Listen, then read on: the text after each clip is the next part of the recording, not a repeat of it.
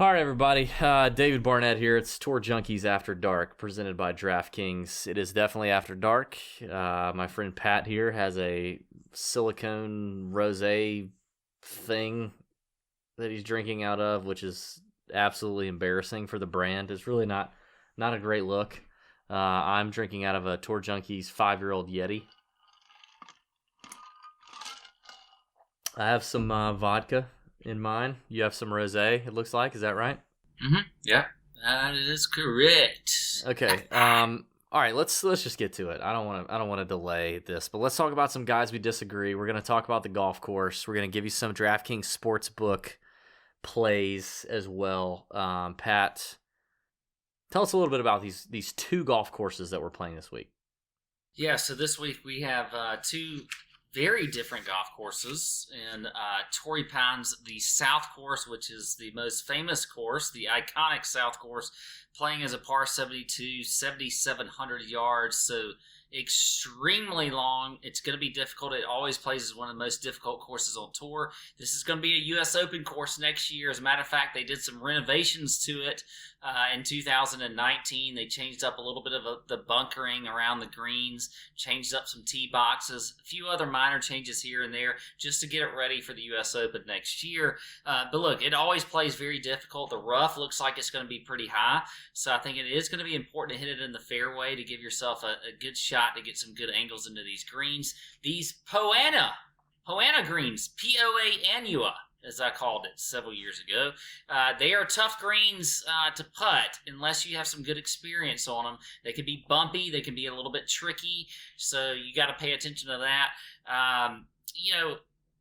Again, this is just a very tough course. Now, switching over to the North Course, which they're going to play one day, either Thursday or Friday. So the South Course, they'll play the weekend, and one day on Thursday or Friday if they make the cut. But the North Course is much easier. It's a par 72, just over 7,200 yards. 4 par 5s out there as well that are very, much easier. You got to score on those par 5s. So if you're going to get some scoring in, the day you play the North Course is the day you've got to be on your game. I think I just saw David's nipple, and that is distracting. Other than the face also that's on the shirt, this is all, like, there's multiple distracting things that David's throwing out here. But look, the North Course is the one that they're going to score on. If you look at statistics, it is played as one of the easiest courses on tour over the last 3 or 4 years. So the North Course is where you've got to come to play. If you don't play the North Course well, screw it. You're not making the cut. You're out. You're done. Yeah. So there you go. As far as stats, always look at course history and recent form. I do like scrambling a lot this week. Small greens on the South Course, so if you're missing them, you got to be able to get up and down. So I think that's important. Definitely driving distance. Here's a cool stat for you. 10 of the last 14 winners of this event have finished in the top 30 in driving distance on tour for that year. So, to me, that sounds like, distance may be a little bit of a factor. Other than that, ready to go. We got our defending champion, Justin Rose. This is a fantastic field. Tiger Woods is here. Tiger Woods is here. Clap. Tiger Woods is here in the house. Yep. Jason Day's in the house as well with the sniffles, maybe. We don't know. John Rahm, Rory McIlroy. Fantastic field. So ready Jordan to go. Spieth is back. Jordan Spieth's in the house. No clapping.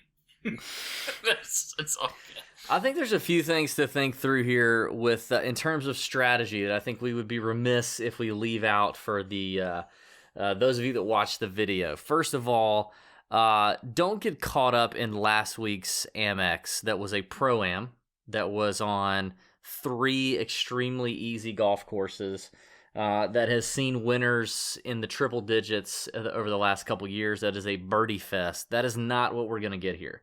This golf course is preparing to host the U.S. Open next year. Torrey Pines, traditionally a more difficult golf course, especially the South Course, as Pat mentioned. And this is a really strong field, a very solid field. I think the cream is going to rise to the top here.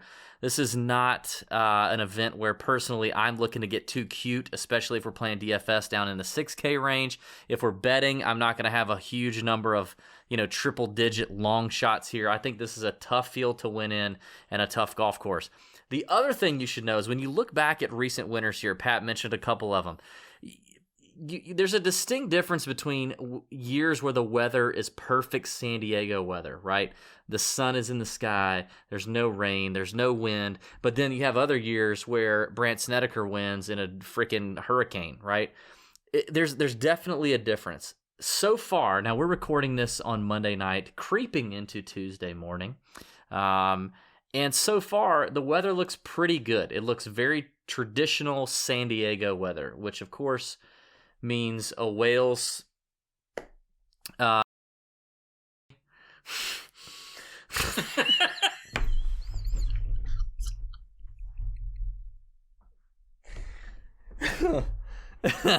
it's gonna be good weather. No rain, very little wind. So it's gonna be as easy as it can play, but it's still a tough golf course.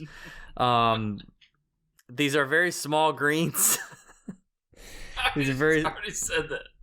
These are very small greens. I am looking at distance, like Pat mentioned. I'm looking at around the green play because I do think you're going to miss some of these greens and going to have to scramble your ball. And then strokes gained putting on POA. God, this show's turned into it. Like, oh my God. All right. So let's talk about a couple guys. Go ahead and scramble your balls up and let's go. Let's talk about a couple guys that we disagree on, Pat. First of all, I'll tell you, I think from early indications on the Twitter sphere, everyone and their mama is going to be on Hideki at 9,900 in GPPs and tournaments on DraftKings. Now, listen, I really can't find much of a reason to tell you to fade Hideki, other than, there's always his putting. Like, you could literally say that every tournament. There's always his putting. He makes up for it with tremendous ball striking. But other than that, the only reason I can tell you that I would argue to fade Hideki is I do think he's going to be super chalky in a lot of mass entry public contests on DraftKings at $9,900. Given his record here, given his form, given his stats, I'd be shocked if he's not chalky. I know you want to play Hideki. You're willing to eat the chalk. So yeah, I'm willing. Actually, I wrote him down as a guy that I pinpointed that I wanted to talk to, and that was really about ownership. Like, I don't know. Like, is he going to be that high owned? Like, I don't understand. Like, if just because you're hearing about it on Twitter and whatever else, does that mean he's going to be high owned? I don't know.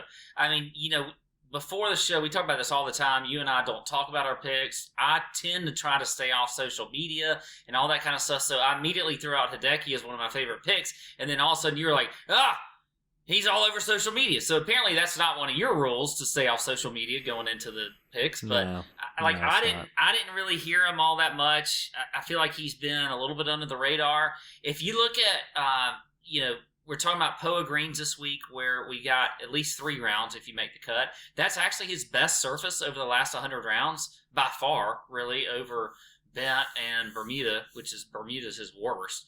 So POA greens he putts well on traditionally. So I think that Hideki is a good play. I mean, he's got a good course history here. He's in decent form, checks all the boxes for me. So I like Hideki. I think ownership, regards of that, I don't know. And I'd like to know what it's going to be on Wednesday. I can't predict the future here. But I do think he is going to be a good play. And I like that price at 9,900. So I will be all over Hideki. Now, where I did disagree with you on the show was Sungjae Im, a guy who we've all been playing all year long. But now we get into a different realm. Because we got all kinds of good players in this field. And, this is a whole different ball game now. Rory, Jon Rahm, Tiger Woods, Justin Rose, Hideki. M's all the way down there at 9,100, which I think is still a little bit too pricey in this field. Not for him, but I don't know. I just think it's a little bit too pricey. So I'm not going to play Sungjae Im. I'm going to fade him this week. And you know what? Here's a couple reasons why He was 52nd here last year, so he didn't do all that great in his first time out.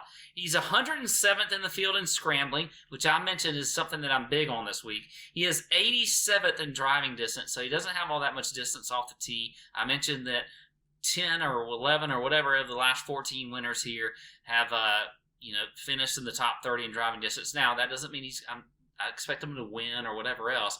But I'm not a big fan of Sung J M. I think he's going to have a little bit too much ownership at 9,100. I'm going to fade some Sung J M. Tell me why I should not fade him. The Iron Man of the tour. Yeah, I mean, the dude plays a lot of golf. I don't know about the ownership. It may be up there. I mean, considering $9,100, I think is a very good value for Sung J M, considering how well he is striking his balls right now. It's a tremendous value for him. If you look at this kid has played unbelievable on the PGA Tour just since this new season started, which is in September. It actually gets better than this if I go previous to that. But just since the new season started, he's played 8 events. 6 of them, he's finished in the top 25. 3 of them, he's finished in the top 10, including last week at the American Express. Sung Jae is he's been so consistent. Now, he did play here last year. You mentioned he finished 52nd. Whatever. It's his first time playing the event. He checks the box in putting on POA. In fact, POA is one of his better surfaces. Like POA and Bermuda, he's like neck and neck. Then he doesn't gain a thing on bent grass. He's checking the box in par 5 scoring, greens and regulation. And I love the value of Sung Jae at 9,100. So I think Sung Jae is worth the play. Definitely in cash contest. We'll see what his ownership looks like in terms of tournament, GPP ownership come Wednesday. But he would be chalk I'd be willing to eat instead of paying an additional $800 and getting Hideki. So a much more experienced world-class golfer. Okay. All right. I also have to disagree with you on another player in the $8,000 range on DraftKings, Mr. Billy Horschel at $8,100. When you look at old Billy Ho, he's coming off a miscut last week at the American Express where he burned on average. Let's see. Well, I can't pull it up, but he burned some people is what he did. He was high owned. Missed a cut at the RSM. Now, tournament history here is not terrible. It seems to be pretty hit or miss. Does not putt well on Bermuda. On POA surfaces. Not an overly long player either. At 8,100, I would just much rather pivot up to a couple other players other than Billy Ho. So sell the viewer on Billy Horschel. Well, here's the deal with Billy Horschel. He was kind of a last-minute addition to me on the show, and we try to pinpoint these players. He does not check the box when it comes to recent form. He missed a cut last week, which is a weird week because they don't have they have 3 rounds and whatever else and blah, blah, blah, blah, blah. But, he's played this course extremely well. He was T8 last year, 54th. He's made 4 straight cuts. He was 54th and then 64th in 2017, but then another T8 in 2016. I just think he's got the good stuff, the good game for this week with Billy Horschel. You look at stats, he's 17th in strokes gained off the tee, 21st in ball striking. He is 21st in fairways gained. I do think that driving accuracy has something to do with, I think these guys, now look, you don't have to be, extremely accurate off the tee. But with the rough, especially on the South Course, I do like to look at that as an outlier stat, as a guy that could fare well. He's also checking the box. He's top 20 in par 5 scoring and 40th top 40 in greens and regulation. So I think that, just from a stat standpoint, a guy that's just a solid, good golfer who's got good course history here for a tournament play, who's going to be low owned, coming off of a miscut, I think he's a good play. It's kind of like Jason Kokrak. Jason Kokrak is another guy that is in this, I don't know, what is he price this week? I think we both talked about it. He's 7,700 this week. Missed a cut last week. Everybody loves some Jason Kokrak. I think Jason Kokrak is a guy that we can get on this week. And you know what? It's in tournaments, not playing him in cash. But even though Kokrak burned a ton of people, especially me, and I know you, I think Kokrak could be another guy that could be worth playing. But that's just me. Here's what I don't like about Billy Ho. In his last 8 events, he has lost strokes on approach in 5 of those 8 events. Now, we mentioned the small greens here in San Diego, and you're going to be hitting into these small greens. He's not. The irons are a little off for Billy Ho. Maybe it's PXG. Maybe he's shaking the rust off. I'm not sure. But 5 of his last 8 events, he's lost strokes with iron play. So a little concerning there. But, whatever. I mean, you can make an argument for a lot of guys. It's a pivot play. He did burn some people last week in the Amex. So there you go. Let's get to DraftKings Sportsbook, Pat. You up for that? Yeah, I have some good thoughts on this. Do you know? Well, I'll start because I'll let you end on a good note, on a high note. I mentioned I'm going to go a little shorter this week. I think the cream rises to the top. I'm going to start with Colin Morikawa, the young guy. It's 33-1. Colin is a ball striking machine. He's a California kid. I think he's probably pretty comfortable on POA green surfaces in terms of putting. I'm going to go with him at 33-1. Cam Smith at 40-1. We just saw him win the Sony. In good form, incredible scrambler, one of the best scramblers on the PGA Tour. You talk about missing some of these small greens and having to get up and down. Cam Smith can do that with the best of them. Then I'm going to go with Lanto Griffin at 70-1. Lanto's in really good form. He's a scorer. He can take advantage of the par 5s here. I like him. Harris English at 100-1. English is in good form. He's got a good record here. 100-1 is kind of a, it's a long shot. I'm definitely a little nervous about that one, but I think Harris at 100-1 is interesting. And finally, I'm going to give you a long shot top 10 bet at Matthew Naismith at 16-1. Naismith in really good form, can hit it a long way. Driving distance is there.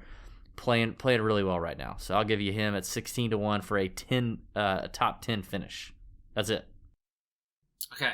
Well, I'm totally with you. I think this is, for gambling purposes, this is key. I mean, you are so right. It is, the cream rises to the top. Thank you. I am right, yeah. I am not going like really crazy this week as far as my bets are concerned, because I think it is going to be the top guys that are going to win. So if you're playing 2-win bets, I just don't feel like you go outside of the box too much. And I'll start it off with Xander Schauffele. I think you go with 16-1. I love that bet. Here's the thing: if you're gonna bet this week and you're gonna bet on guys to win, then just up your bet a little bit. Maybe go 2 units, 3 units as opposed to 1 unit, because I think that's where it is. I mean, I think that's where all the value is, right at the top. So Xander, love Xander this week. 16-1, I like that. I'm with you on Morikawa at 33-1. He was one of the guys I had. Also, Tony Finau at 22-1. The guy can't win a damn tournament, but But you're going to bet him for an outright, okay. I'm going to bet him anyway. I don't care, because the guy should win a tournament one of these days. A few top 5s that I'm going to give you, though. And this is where you can get a little bit of a long shot bet if you like that. Just throwing some cash down, small bets. Matt Naismith, you mentioned him as a top 10. I like him as a top 5 at 40-1. I think that's actually a decent play. Also, CT Pan, 66-1. He's finished in the top 10 here before. Why can't he finish in the top 5? So I like him at 66-1. Sebastian Capellan. Is that Capellan? Capellan. I mean, Pat, we've had him. We've interviewed him on our show before, and you can't pronounce his last name right. Either way, Sebastian Kaplan at 66-1. I like him, and also Maverick McNeely at 50-1. Like the whole field. I told you 4 guys. Maverick McNeely at what? At 50-1. He's a California kid. You top never 5? know. Yeah, 50-1. Played well last week. Okay. So he's a California kid. You never know what can happen on these. I mean, look. This is if you're gonna just throw some cash out for some long shots, go top 5 or top 10. That's really what I'm saying. If you want to win bets, go shorter odds. Go shorter odds and increase your bet a little bit more. So go 2-3 units as opposed to the 1 or whatever the minuscule unit the DB goes with. Along with this. There you have it. Tour Junkies After Dark, presented by DraftKings. Thank you for watching. May your screens be green. May your betting cards be amazing. Have a great week. Tigers back.